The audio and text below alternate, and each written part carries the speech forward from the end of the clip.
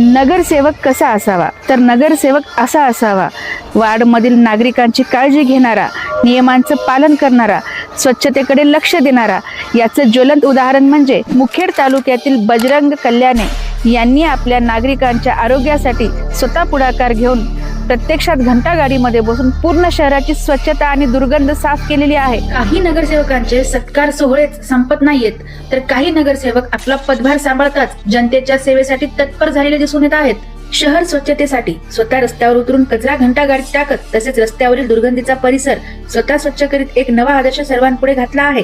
नगरसेवक पद म्हणजे कुठलेही लाभाचे किंवा रुबाबाचे पद नसून जनतेच्या सेवेचे पद आहे. हे मुखेडचे नगरसेवक बजरंग कल्याणी यांनी कृतीतून दाखवून दिले आहे. एकदा वार्डातून निवडून आले की 5 वर्ष गायब होणारे किंवा नागरिकांचे कामे पडल्यावर फोन लावूनही न सापडणारे असे अनेक नगरसेवक आज घडीला प्रत्येक शहराला पाहायला मिळतात. पण कुठलाही गाजावाजा न करता जनतेचे आरोग्य अबाधित राहावे म्हणून स्वच्छतेसाठी स्वतः पुढाकार घेत साफसफाई व घंटागाडीतून तो कचरा उचलणारे नगरसेवक फार क्वचित असतात. त्यातील एक म्हणजे मुखेड येथील शिवसेनेचे नगरसेवक बजरंग कल्याणे हे म्हणावे लागेल. मुखेडमध्ये नगरसेवक बजरंग कल्याणे यांनी स्वतः साफसफाई करून स्वच्छतेचा मूल मंत्र कृतीतून दिला आहे. भक्क कपडे आणि काम न करता केवळ बॅनरबाजी करणाऱ्या नगरसेवकांना ही कृती नक्कीच एक शिकवण देणारी ठरणारी आहे.